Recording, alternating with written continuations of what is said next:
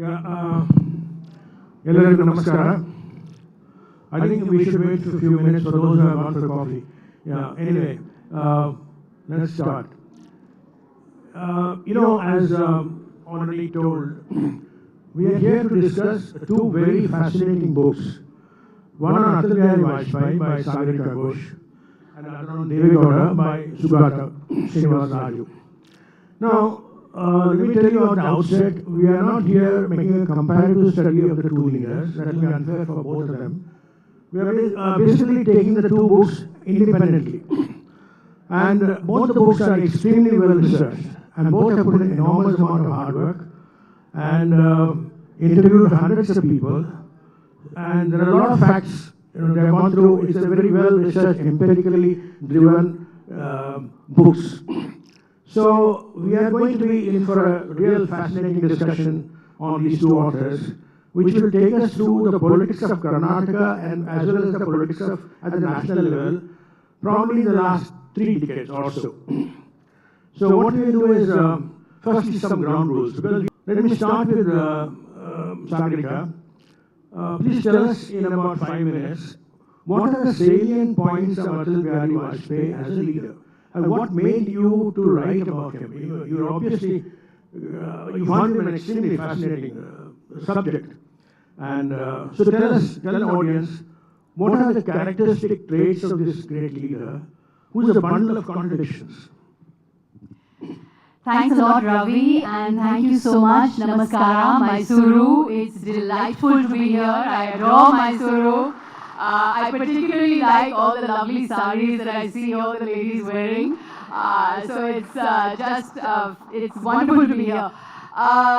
Thank you for giving me the opportunity to talk about Atal Bihari Vajpayee. My previous biography was on Indira Gandhi. This is on Atal Bihari Vajpayee, and there's a third Prime Minister coming as well, but I can't tell you who that is. It's a secret between me and the publisher. Atal Bihari Vajpayee's story is in many ways the story of independent India, because he began life, remember, as a parliamentarian in 1957. He was still a parliamentarian in 2004, so that's half a century of being in parliament. And his is also the story of the creating of an opposition party to challenge a hugely dominant Congress party. Because remember, Vajpayee began in politics when the dominance of the Nehru and the Indira Gandhi Congress was massive, and he had this lifelong mission of creating an opposition party. I think the fascinating part about Vajpayee, the reason why my publisher and I were keen to do Vajpayee, is because today we do have a BJP dispensation in power, but there was another BJP dispensation at one point that was led by Atal Bihari Vajpayee, and he was a politician who believed very uniquely in the power of dialogue. And I, when I was approached to do this book, I thought, will I be able to do justice to a character who I don't particularly agree with? And then as I started researching Vajpayee, his character drew me in more and more, because he was a man who rejected polarities. He was a man who rejected boxes, that you're either in this box or that box or this silo or that silo. We can learn from Vajpayee the art of disagreement, that there can be friendship, that there can be love, there can be empathy, there can be sympathy, even if there is no agreement. And that is the key to parliamentary democracy. That is the respect for an opponent, the belief in dialogue, the ability to stride different ways of thinking. And that's an art that so many of us are forgetting. How many of us have, done battle on Facebook or Twitter, and we're raging against, various points of view that we don't agree with. There were lots of things about Vajpayee that others didn't agree with, that he didn't agree with himself. But I think what we can take away from Vajpayee's politics and from his life is the art of disagreement. And I think the other aspect about Vajpayee, which I wanted to explore, was just how unusual and unconventional he was. As you know, he lived all his life with the woman he was in love with, who was married to somebody else. He lived with her husband, and her two children. This was Mrs. Call, and he was extremely irreverent in his personal life. In fact, in the old days, when journalists were very bold, at a press conference, somebody asked Vajpayee, when he was foreign minister, that Vajpayee, is it okay if I use a little bit of Hindi? Yes. A journalist asked him that Vajpayee ji, आप Tibet के बारे में बोल रहे हैं, China के बारे में बोल रहे हैं, but tell us, who is Mrs. Call? Who is this Mrs. Call?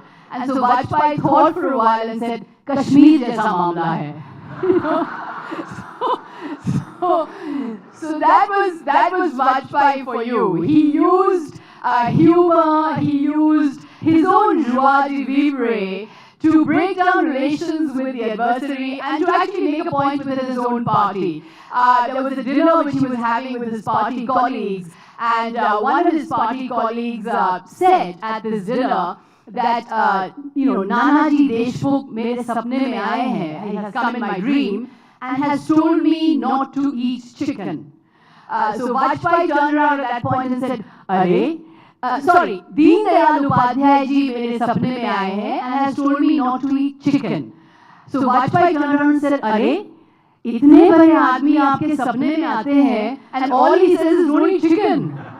So that was the kind of points that he made with his own party, with his own with adversaries, and I think the personal is the political. So by being the kind of zinda dil, a universal friend that he was, he made it possible to agree or to dialogue across ideological lines. And I think that is the biggest learning we can take from Atal Bihari Vajpayee, the art of friendly disagreement.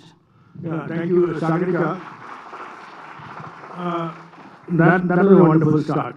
Okay, now I'm also reminded of a joke. You mentioned that how he entered politics in the Nehruvian era, which was completely dominated by his own style of parliamentary democracy, his own style of debate and all that. On one occasion, and in fact Nehru appreciates Vajpayee as a young budding leader who would one day become prime minister. In fact, when Khrushchev comes to Delhi, Vajpayee is invited by Nehru for a reception, and Nehru takes Vajpayee and introduces him to Khrushchev and says, he is one of our future prime ministers. And Khrushchev says, what is he doing here? We send him to the Gulag. So, this is not from your book, by the way. Yeah. Now, before I get on to more granular questions to you, I would give 5 minutes to Sugata to speak about our own Karnataka leader, H.D. Devegowda. Good morning, everybody. I'm happy to see so many friends and so many happy faces in the morning. The first question that I was asked when I decided to do the biography of Devegowda was, what is there to write? Why do you want to do a biography of Devegowda? So people scoffed at me.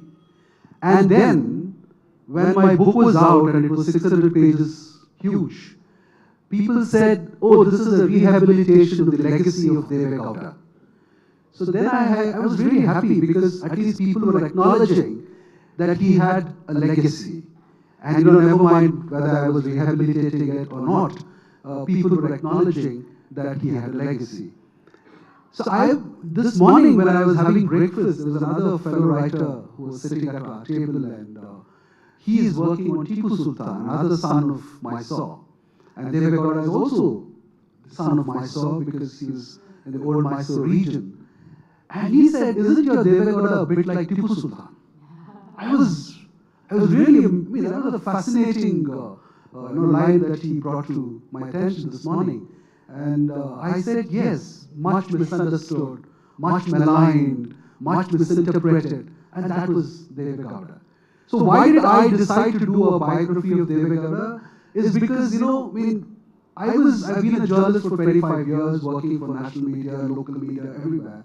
And I always thought this man was different in different places. You go to Hodenarsipur, you get a different picture of Devegowda. You go to Hassan, it's district politics and he's playing a different game there. You go to Bangalore, he's an entirely different person. And once he leaves Bangalore, he's a statesman in Delhi. And you go to Gujarat, he's something else. You go to Kashmir, people cry the moment you utter his name. You go to Bangladesh, he's a huge figure in Bangladesh. You go to the northeast, probably other than the Mandya, Mysore region, that's the only place where they have a cutout of Devegowda. So this is very, very fascinating, and I wanted to find out, why is this man so much to so many people, but everybody seems to think that he is a nobody?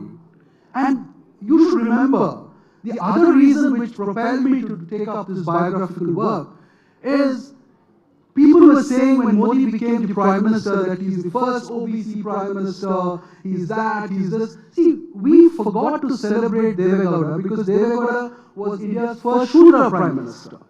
Devegowda was a complete outsider to the Delhi politics or Delhi elite.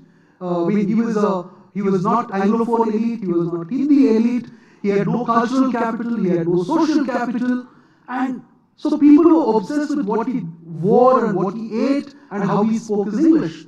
And the petulance of Anglophone elite was such that people like Sunil Kilani, who wrote that famous book, Idea of India, began their first chapter by saying, we have a Prime Minister today who neither speaks Hindi or English. And that was such a huge lie, because if you just walked across to the Nehru Memorial Library and Museum and saw the papers of Janata Party papers, you would know, Devegowda is an avid letter writer, I'm sure a lot of people know that. He used to write long letters to Moraji. He was mentored by Moraji, by the way. He was mentored by Chandrasekhar. His letters to Chandrasekhar, disagreements with Nijlingappa, his letters to Ramakrishna Hegde were all longhand, written in English and impeccable English. He did not speak the Queen's English. And in my book, you should just read what Chidambaram has to say about his English, a man who's known to speak English with a certain flair. So, these are aspects of this man which were extremely curious. And another thing is, I accidentally came across a parliamentary debate when I was reading something else. This is sometime after 2004, and Somnath Chatterjee is the speaker, and Devegowda is speaking on the budget. And his parliamentary debates are extraordinarily good. So he stands up to speak, and then, in his usual way, mumbles his way up, and then he starts quoting Joseph Stiglitz in para and verse, and suddenly becomes conscious. And then he returns to his old ways, of speaking about agricultural numbers, and Somnath Chatterjee stops him. He says, we know what you are, just continue with that earlier strain. So this man hit his reading. This man is enormously well-read, and this audience will be shocked to learn that. He has a library which is extraordinarily well-equipped, and the last time I met him, he was reading Stephen Pinker's Enlightenment Now. And this man is mass leaders are mass leaders, and there is a reason why they hide it. And Nariman, Fali Nariman, when I went, he launched my book in Delhi in December, and the one thing that he said was, don't go by just this farmer thing about Devegowda. He's one of the world's finest river basin planners. And he said, I have worked with him for 50 years. I know how my drafts were enriched by this man. And I went on a wild goose chase to find out how this man is the world's finest river basin planners. And people told me, and it's part of it is in the book, and whatever I could not verify, I have not put in the book. So that is because I didn't want this book to look even a little bit shoddy.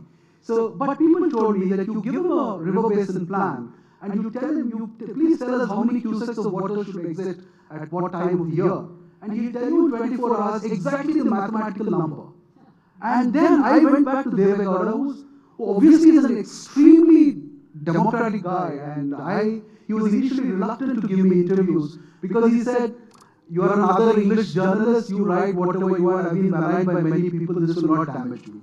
That was his attitude.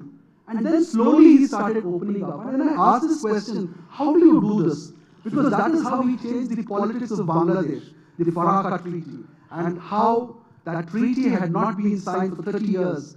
And he just locks himself up with Jyoti Basu and tells him, you don't worry, I will sort it out. And he does that. Thank you, Sugata. Yeah. So these are some of the things which led me to think of the man. And he also became a deep symbol of federalism in my mind when you were looking at Modi's centralizing impulse. So I'll stop there and probably clarify. Thank you. Sugata, that's an excellent start to Devagowda.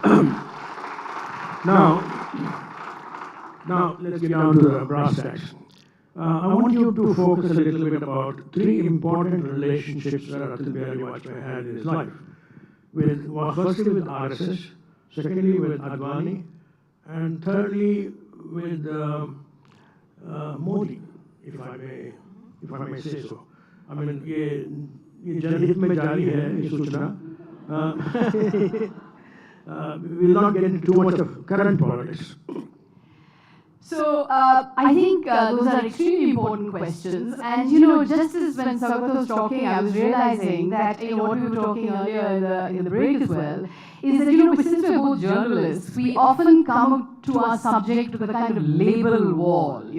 So and so is a humble farmer, or Vajpayee is a certain way, or so and so is this and so and so is that. And I think the task of the biographer is to ram through that label wall to find the person inside. It's like method acting in a way. If you're playing, say, Richard III, you're playing Napoleon, you need to, even if you don't sympathize with the character, you need to play the character and understand why he's doing what he's doing. This is a kind of creative journey that I think I have to undertake as a biographer. But coming to Vajpayee, Vajpayee was someone who was through and through a parliamentarian. He was I'm coming to that. His political upbringing is very different from Modi's political upbringing. Because Vajpayee came into politics through Shyama Prasad Mukherjee and the Hindu Mahasabha. And he came into politics as a parliamentarian. He came into politics in 1957 as the first time parliamentarian. He joined RSS when he was 15. Yes, I'm coming to RSS as part of this question. So he was the politician in the RSS. He was not the ideologue, because he came into the Janasangh and he came into the parliament, came into national life through politics. He was recognized in the RSS as a speaker, as a very good orator. And Shyama Prasad Mukherjee spotted him and made him his secretary and brought him into the political party. So he was a politician and a parliamentarian through and through. Modi has only been a parliamentarian since 2014. He was not a parliamentarian before that. Vajpayee was a parliamentarian all his life. So the politics that Vajpayee represented always, all his life, is to create in Parliament and in politics the opposition to the Congress. Sagarika, I would like to interrupt here. Your own book says that he joined RSS at the age of 15. Yes. And he was sent, within 2 years, he was sent to the officers training school. Yes, he was recognized for his merit. Okay, and what I'm trying to say is that he internalized RSS values even before he became a parliamentarian. That is my point. He was an RSS man through and through. But what I'm trying to say is that he was in the political wing, right? He was a politician, and as he proceeded on politics, his RSS values began to become subordinated to some extent to his politics. Because he had to be a politician, he had to be in parliament. And if you look at those speeches of those times, and I've studied Vajpayee's parliamentary speeches, which are deeply researched and very knowledgeable and very, very informative. So he functioned as an RSS man. Yes, absolutely. His father was the Inspector General of Schools and very opposed to the RSS. He actually defied his father, joined the RSS. There's a story I have. His sister used to throw khaki knickers on the back wall and he used to go and pick up the pants and go for the RSS Shakha. But he started, what I'm trying to say is that within the RSS, he represented the politics. He represented the political party. And that was in 1951 when they formed the... When the Jansangh formed, and he was the aide to Shyama Prasad Mukherjee. And when Shyama Prasad Mukherjee died, it was him and Balraj Madhok who took the party forward. And Balraj Madhok was his great rival. So his relationship with the RSS was that the RSS was his parent organization, but he was the politician. He was the voice in parliament. He was the speaker in parliament. He was the mainstream Lok Sabha member. And he was, challenging Nehru. He was challenging Nehru as an interlocutor, and he was challenging the Congress as an interlocutor. And he repeatedly states, if you look at Vajpayee's papers, that we are elected. Those who are not elected, the cultural people, should stay in their cultural organizations, should stay in their cultural shakhas and do their missionary work, but don't interfere with the elected representatives who are loyal to parliament. So that's his relationship with the RSS. You see, it was a tug of war. Now, he never accepted the good man in the bad party line that was said about him. He was not the good man in the bad party. He always said, I'm part and parcel of the same party. But because he was on the political side, he was challenging the RSS always as a politician within the parliament. He was the parliamentarian. So in that sense, his relationship with the RSS was always adversarial. Because he felt that as the politician, as the person who was winning the votes, and he was very vain about his speaking ability. Vajpayee was an exceptional orator. He would speak very well, and he would get elected, thumping majorities. And he never had a pocket borough. He was elected one day from Gwalior, one time from New Delhi, one time from Lucknow, one time from Mathura. So he was always elected, and he was very proud of the fact that he was an elected politician. So his own elected politician persona shaped his relationship with the RSS. No, but here, I'd like to stop you here. Would you therefore, because his majoritarianism comes from RSS, and he uses it whenever it's required. And he does. Yeah, okay, so he is never really far from RSS ideology. You are right in saying that he was a great constitutionalist, he was a great parliamentary democrat, he was committed to the values of both democracy and parliament, and he was greatly influenced by Nehru. And you repeatedly say that he is the Nehru in BJP and all that. Now, the point is, his RSS upbringing always held him back or shaped his politics.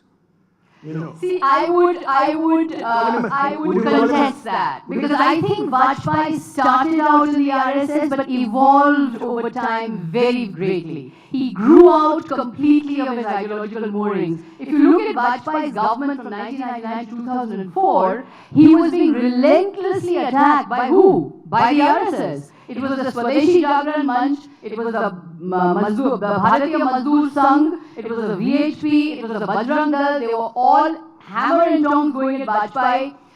The Bharatiya Mazdoor Sangh had a rally, in fact, in which they called Vajpayee anti-national. They said this government is weak. The Panchajanya wrote an article saying he belongs in the dustbin. So Vajpayee was at loggerheads with the Sangh Parivar when he was in government. So in that sense, you see, what I'm trying to get at is that yes, he always lived in the ideological brotherhood. He was never disloyal to the RSS. But he evolved to a situation where his politics and his allegiance to parliament became his defining relationship with the RSS. That's his relationship with the RSS. 1984 elections, which soon after Indira Gandhi's assassination, Rajiv Gandhi wins this massive landslide victory. That is probably misread by the RSS as the weak politics of Vajpayee. And then they hammered him at that time and asked Advani to take over the leadership of the party. And he never again becomes the president of the BJP. Yes. So that's what the RSS was against him, actually, because he was, in fact, if you look at it, and I'm going way over time, and I think we should jump in if you have. Yeah, I mean, I think that, in 1980, when Vajpayee formed the Bharatiya Janata Party, that was a party based not on Hindutva, it was based on Gandhian socialism. And Gandhian socialism, the tragedy for Vajpayee is that Gandhian socialist BJP could never win elections. Because he couldn't win elections. He lost in 1980 assembly elections, lost in 1981, and of course 1984, as you say, he was annihilated. And at that point, the Sangh Parivar said, we've had enough of this Gandhian socialism, Vajpayee, middle of the road, pluralism, centrism, whatever, we're going Vichardhara, Vichardhara, Vichardhara. So, I mean, in that sense, Vajpayee represented the opposite to what the Sangh Parivar wanted. And I think a lot of his, the other thing about Vajpayee is that he actually is a collection of a lot of humorous, a lot of jokes. Somebody told me that you should actually have a book with all his jokes compiled. One of the things I'll tell you, which is very telling of his relationship with the party, I'll quickly tell you this joke because it really tells you what Vajpayee felt about his party. In 1988, Vajpayee went to New York to have a kidney operation. In fact, Rajiv Gandhi sent him there. And when he was there, there was a diagnosis of a serious illness, and the diagnosis came of cancer. And so Vajpayee then at that point wrote a poem, Maut se than gayi, meaning I am confronting Maut, I am confronting death. And that poem came back to India and was circulated in his party circles. It turned out the diagnosis was wrong, and actually it was a very minor ailment. And Vajpayee recovered and returned. And he came back to a huge reception at Parliamentary Airport. And this was told to me by his closest aides who was with him. He came back to a huge reception in Parliamentary Airport, and the aide said, "देखिए वाजपेयी जी, आपको मिलने के लिए इतने लोग आए. So many people from the party have come to see you." So Vajpayee said, I'm going to say this in Hindi because it communicates itself better in Hindi. Vajpayee said, ये सोच रहे हैं कि अभी तो मौत का दस्तावेज लिखकर भेजा था, अब जिंदा कैसे लौट आ रहा है. Thank you, Ravi. So I think that kind of sums up his relationship. Sagarika, thank you. Since Sagarika has written a book on Vajpayee, and I also have a chapter on Vajpayee in my book. It's called, it's a very telling title. It says, Wrestling with Vajpayee's Masks. So, Vajpayee wore different masks is something which I think Ravi was trying to emphasize, and I completely buy that. Because, there's a lot in the book which I will not reveal, but then one very important thing is that Vajpayee did not have original economic ideas. He borrowed all of that from the RSS. He borrowed all of his, ideas from the RSS. He was this thing about being a humanist and a great orator, and all that was about his personality. But where did his ideas come? It came from the RSS. So he was groomed by the RSS. I would contest that. No, fine. I'll just make my point. So his reforms agenda was anti-RSS, in fact. No, that was the inevitability and continuity that happened after 98. India could not have gone back in 1998 when he came into the Raoist, actually. He was a Raoist rather than a Sangh Parivar economist. No, Rao was the original BJP Prime Minister. So but one thing is that other Prime Ministers, be it Charan Singh, the lesser known ones, Charan Singh, VP Singh, Deve Gowda, had original macroeconomic ideas, and they grappled and they sort of picked it up by their own, study and whatever. But, with Vajpayee and Modi, the infrastructure is the RSS. There is that infrastructure props them up and they pick it up and they just, so to speak, in Outlook, you remember, Sagarika, we were both colleagues in Outlook, the number of covers that we did on Vajpayee and what he borrows. And there was also a very important story that we published about the Ram Mandir and the contentious Vajpayee speech that he makes. And Laibeharan Commission has all the details. And he is actually not the soft Hindutva or the liberal face of RSS. He's actually speaking the RSS language there. And then he goes and he doesn't offer that. But he's wearing masks and no other than Govindacharya called him a mask. Yes, he did wear masks. I think Vajpayee did wear masks. But as Vajpayee once said, judge me by what I do and not what I say. Now, I think that's a tall order because he was very, very majoritarian in many of his speeches. No. But if you look at it, he goes repeatedly to Pakistan, right? He goes when he's foreign minister, he goes when he's prime minister in a bus. He fights the Kargil war, invites Musharraf, has the Agra summit, goes to Kashmir, and in Kashmir, if you actually go, I mean, I've interviewed Mehbooba Mufti on this, Kashmir, they see Vajpayee as their favorite prime minister because he oversaw the free and fair elections of 2002 and actually went to Kashmir and spoke about Jamhuriyat, Insaniyat, Kashmiriyat. So I think that while you're absolutely right, Sugata, that he remained within the RSS fold and he never broke with the RSS. But I think Sagarika, on one level we have to judge him by also what is true about Vajpayee. We have to be factarian about this. Is that he was in Parliament for 50 years. Right. And that can't not change you, right? You're in Parliament not for 10 years, not for 20 years, not for 30 years, not for 40 years, but for 50 years. You're operating within Parliament, you're getting elected. So I think in that sense, it's the politician Vajpayee. And no doubt he was a careerist. He certainly latched onto the bandwagon of the RSS and used the RSS to grow. Certainly that's true. But we also have to see that he started a party called Gandhian Socialism. That party kept losing elections. It was a defeated Vajpayee that finally embraced the Ram Mandir movement because it was Advani who was taking it forward. He always rejected the liberal, moderate, liberal hardline duality that Advani and he were posited as. No. He rejected that. He never puts his foot down when Advani picks up the hard line. He doesn't put his foot down because he does not put his foot down. And as I say, he is, as Junior scores, and I've written the book, he is a middle compound weak character. You know, he is weak. Vajpayee was not a strong character in that sense. He was weak. In fact, when Advani leads the Rath Yatra from Somnath, Vajpayee tells him one very insightful remark. He tells him that Sri Ram to Vanasena leke Lanka gaye the. Aap to Ayodhya ja rahe. Thoda संभाल के रहिएगा. No, I'll tell you the other telling remark that Vajpayee makes to Advani. He says, Lalu Yadav and Mulayam Singh Yadav come to Vajpayee and say, "Dekhiye, ye Rath Yatra band kijiye, stop it, because it's causing a lot of disturbance." And Vajpayee says, "हाँ, Advani ji ko bataiye ki ye isko band karna hai, it has to be stopped." And Advani says, "But Mr. Vajpayee, how can we stop it? It's getting so much crowd." And he says, "अच्छा, भीड़ आ रही है, फिर चलिए." You know. So I think that So it was not a Mukhota speaking. You know, if you wear a Mukhota for 35 years, it becomes your face. He was not masked because he was always a believing RSS man. He was always a Hindu nationalist.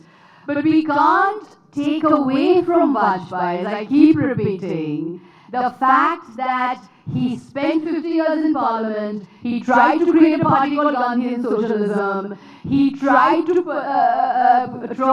tread the plural line, he was unable to put his foot down with Modi. Of course he didn't put his foot down, and K.R. Narayan's letters, which I got access to, on the Goa National Executive, he often made these speeches, but he did talk about Raj Dharma.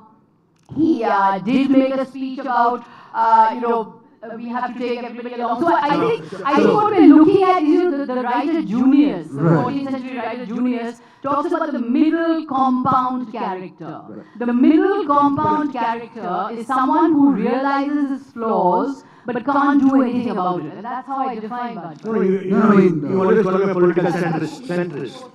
Yeah, the flaws are all part of the character. I mean, it's there. But since you mentioned Raj Dharma, I should tell the audience that there's something very fascinating that happens, and this has completely been buried.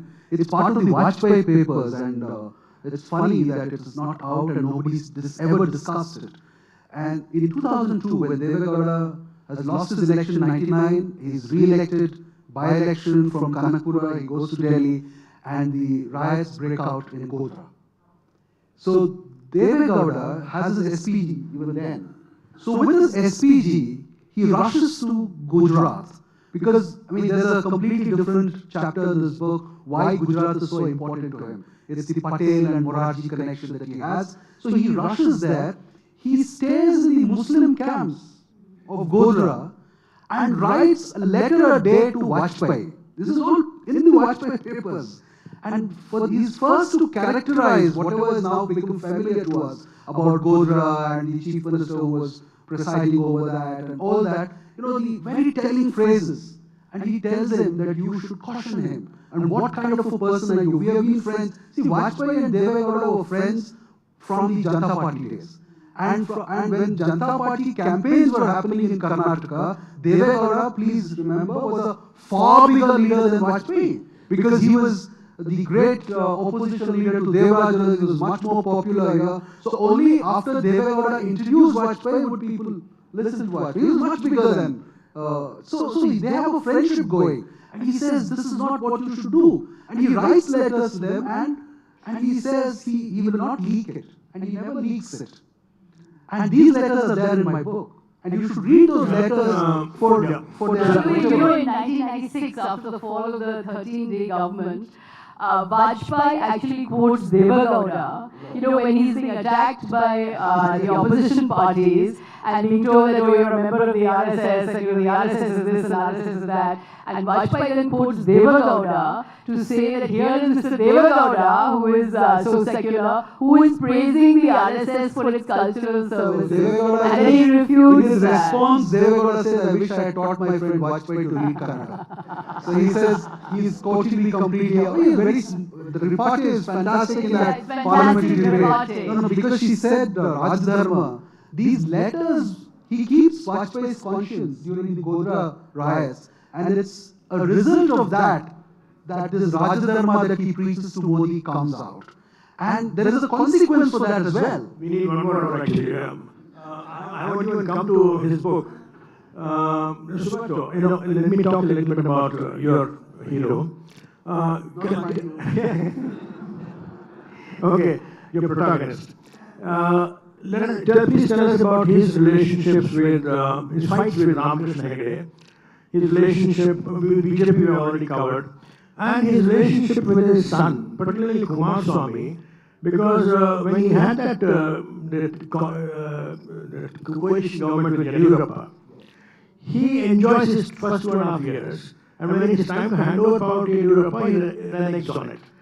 And then you in on a secret on that. Yeah, you tell us that, because I've heard some people say that here he was like a Dhritarashtra who blindfolded himself in order not to see the earlier fault, but then tells him don't align with BJP. No, you're right. There are lots of media, speculation on that. First, his relationship with Ramakrishna Hegde was a very troubled one because he, in his mind, believes that he made Ramakrishna Hegde the chief minister, and he and Bangarappa gave up that role. In 83, they were the popular choices. There is a phone call from Chandrasekhar, who's doing the Bharat Yatra from somewhere in Salem, and he gives up. And he not only does that, he takes all the Okaliga MLAs to Kaban Park, puts them under a tree, and they are saying that this can't be done. You can't hand over power to a Brahmin. What are you talking? You should become the chief minister. And then they all go to Bangarappa's house. And Bangarappa says, Deve Gowda, what are you doing? I am a socialist. I have been an anti-Brahmin, whatever crusader. You become, or I become, not Hegde. So, and he's still, because he's given his word to Chandrasekhar and all that, that's the past. But then what Ramakrishna Hegde tries to do to him is the biggest chapter in the book. And then, there are his problems as well, and he becomes ambitious, and then he's in complete control of the media, Hegde, and the media even to this day lacks diversity. You don't have people in the media who represent the diversity that they cover. So obviously there was one community which was writing, everything was lopsided, so he gets frustrated, a lot of things happen, and then to Deve Gowda's rescue and Deve Gowda's ingenuity is there.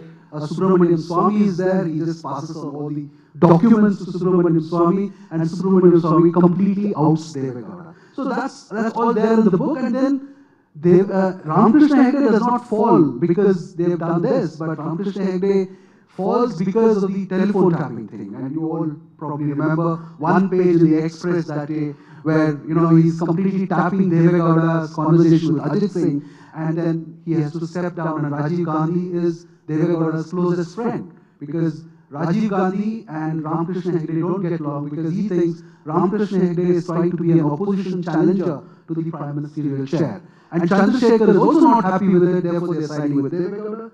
Rajiv Gandhi is with Deve Gowda, and they also to bring Ramakrishna Hegde down. So there are multiple sides to this story, but I have presented the most factual version possible. So that is one part of the story. The son part of the story is, I in the book speak from medical records. Deve Gowda slips into he's almost dead in 2006. Because Deve Gowda is an organic secular. He's a very ritualistic person. He goes to all temples. But you cannot, as a biographer, I did not find a single public statement or a political statement or a parliamentary record where he uses religion for politics. There's not a single. You show me and I'll probably sort of correct myself. So he is completely organic as a secular. And I asked him, what made you secular? He said, very simple, people who were around me in Hodanasipur were good to me. And when in Hassan I did not get a room to a hostel, Okaliga hostel, he doesn't get a room. He's sort of asked to leave. And it's a kind of very bad situation for him because his father can't afford his education. And he needs a place to stay to do his engineering, civil draftsmanship course. And there is a Muslim family which calls him and they say, there is a small room in our outhouse, there is a community toilet outside. We don't mind if you use it. So he says that generosity has made me what I am today. And he says there was a farmhand on his father's ragged 4 acres plot, and that man had come because he was, thrown out of some other place and all that. And he teaches Deve Gowda to write Urdu. Not that he picks it up, but the generosity is it's an experiential kind of secularist mode. So he's very, very shocked that his son has aligned with, his son has stabbed him. If you look at the speeches made in 2006, Deve Gowda was clearly unaware. And I write about what is happening in the backdrop. And his son-in-law comes, Dr. Manjunath, one of the finest cardiac surgeons, and he says, this is the moment for me to go, don't rescue me. And he has become violent. He's just throwing out everything and people can't control him. And then finally, he loses, Manjunath, I quote Manjunath there, he loses his gait. Deve Gowda always stood straight. After that episode, he never stood straight. He lost his gait. But in 2008, when the handover was to happen, there is a secret which I did not write in the book because they promised to give me that document and they never gave me. And that is the reason why they did not support Yashwant Sinha also. Because they come up with an agreement. BJP comes up with an agreement and asks them to sign that before the handover of power happens. Yes. And Yashwant Sinha is in charge of the BJP in Karnataka at that point of time. So, if that was given to me, I would have written, but I did not want to speculate because, about Deve Gowda, there's already so much speculation. I didn't want to add to that. So that was a genuine concern. So in 2019, the Hindu newspaper actually used an excerpt on December 13th in Delhi edition on the front page of how Kumaraswamy refused Modi's offer to be 5-year chief minister. And during the Niti Aayog meeting, Modi pulls him aside. And that's there in the book, and Modi has not refuted it. It's 7 months since the book has been published. Right? So he pulls him aside and he says, don't trust your father. Your father is in his old ways. He'll never sort of, learn. These Congress people have sabotaged him many times. You come with me, you resign now. You go to Bangalore, you take the first flight, and you get yourself sworn in, you're the chief minister for the next 5 years. This is when the 2019 July experiment is happening. That's just like breaking the party. So that's absolutely. But then he says, I have already hurt my father quite a number of times, and I don't want to do anything until he is around. No, that's what Uddhav had now. Yes, now in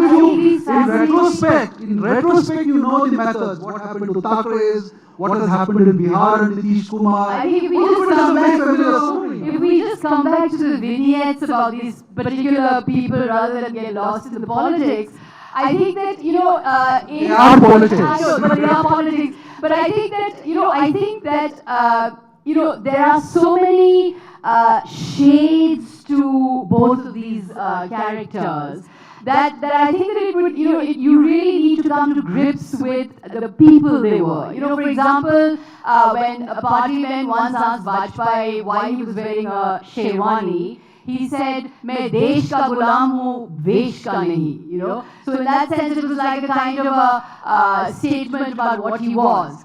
And in that sense, I think that, you know, it was an attempt always to assert the personal. Now, I think that you can say that these are of course just you know, individual traits or personality traits. But I think what comes across for me, for Vajpayee, was, you know, what he always said, "Maryada mein reh karke, सीमाओं के भीतर." You know, that within the restraints of democracy, if you preserve the restraints of democracy, that's when you can agree, that's when you can debate, and that's when you can have many different disagreements and arguments within the constraints of democracy. And I think that, you know, if we look at his relationship with Advani, and I think that's one thing that we do need to talk about, I think that is a very complicated relationship, and it's a long relationship. And I think relationships that are long are inevitably laced with, you know, hate, love, jealousy,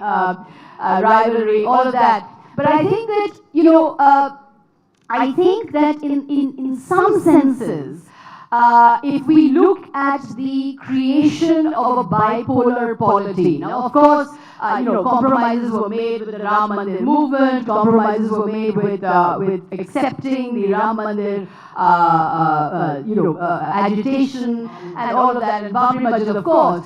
But the forging of a two-party system, the forging of a polity. You know, in 1950s and 1960s, this was almost unheard of. Nehru's Congress was winning 300 seats plus every election. Indira Gandhi comes back in 1971, 300 plus seats. She comes back and, you know, she rules supreme. She wins every single assembly election. If you look at Vajpayee's speeches at the time, he's saying, you know, what is the opposition to do? We have no space. You are on All India Radio, you are on the posters, you are everywhere, rather like what the opposition is saying today. But you know, we have no space to speak. So I think the forging of a bipolar polity and challenging the dominance of the Congress is something that was achieved with a lot of flaws. There were a lot of failures along the way, but the bipolar polity was established through blood and tears, and through damage to the democratic politics. But it was achieved. Yeah, in fact, talking about Advani and Vajpayee, I'll just make one sentence that Advani tells one famous Delhi-based journalist, "We are not rivals. She is always my leader." That journalist's name is Rajesh Sardesai, you might know him. In fact, I just want to leave you with you know, with one sort of telling anecdote which always comes to me when in Vajpayee's relationships with the RSS and his dealings with the RSS. You know, he was a great foodie and a great eater. Vajpayee used to eat a lot and he used to love food. And he was called Panditji in Lucknow because he was, of course, a very high caste Brahmin. And he was once biting into a chicken leg. And the photograph was taken, Vajpayee eating chicken. And a partyman came up to him and said, "Arey Vajpayee ji, aap Pandit ji, aap kya keh rahe hain aap?" He said, "Arey, wo to bengal tha." You know, so you know, he had all these things. And just one last anecdote I'll tell you. Vajpayee is so funny that I think, you know, his jokes are truly hilarious. Vajpayee in 1994 was sent by Narasimha Rao to Geneva for the Human Rights Conference there, and he went with Salman Khurshid, who was his great friend. And on the way back, it was a very successful trip, and they you know, ran through India's point. On the way back, they were sitting side by side on the first class compartment when they were coming back from Geneva. And Vajpayee turns around to Salman Khurshid and says, "Aap kuch piyenge kya?" So Salman Khurshid says, no, no, sir, I'll only have a Coca-Cola. So, and goes to sleep. And when Salman Khurshid wakes up, he finds that Vajpayee has gone from his seat. So he says, "Arey, kahan gaya? Where's Vajpayee? Where's Vajpayee?" And he goes up and he finds, in those days there was a bar on the second floor of the Indian aircraft. He found Vajpayee sitting in the bar and talking to people, and they hugged and they became great friends. And when they came back, the magazine India Today took a picture of the two of them hugging and published it on the front page. And the 1996 elections came around, and the constituents of Salman Khurshid in Farrukhabad showed that hugging picture of Vajpayee and Salman Khurshid and said, "Dekhe, he sold out to the BJP, he sold out to the BJP." And Salman Khurshid said he lost the election. He then took that photograph to Vajpayee and said, "See, Vajpayee, because you hugged me, I lost the election." And Vajpayee was very happy with that and laughed. So that sense was a very telling thing. Thank you very much. Sugata, you have something more to say? No, if you permit me 2 minutes, I'll read 2 paragraphs from, because it's Vajpayee. I have written this chapter, I'll read 2 paragraphs which contrast Vajpayee and Deve Gowda. So we could probably end with that. Okay? Just to give it a feel of a book reading, whatever. So this is the 20th chapter. Gowda and Vajpayee were two very different people. Vajpayee was essentially a Hindi person. Gowda used English to communicate, which in reality was notches above Vajpayee's felicity. If Vajpayee was full of rhetoric, flourish, and pregnant silences, Gowda was always about dry details, documents, and a kind of drawl. When Vajpayee shifted his stances and positions, even on some of the most visible issues of the day, it was seldom noticed and never remembered. But Gowda's consistency was always put under the scanner. If Vajpayee invariably got the benefit of doubt, Gowda was always placed in doubt. Nothing stuck to Vajpayee, no allegation or diatribe, but everything stuck to Gowda, and many a times unfairly. Vajpayee was about grandstanding. Gowda was about trench fights. One was a Brahmin, another a Shudra, and the perception about them, their refinements and commitment invariably had undercurrents of caste, traditions, geography, history, and plain old prejudice. Thank you very much. Thank you.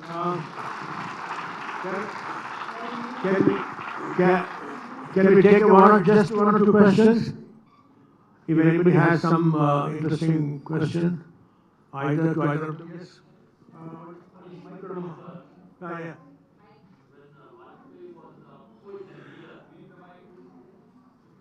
Sorry.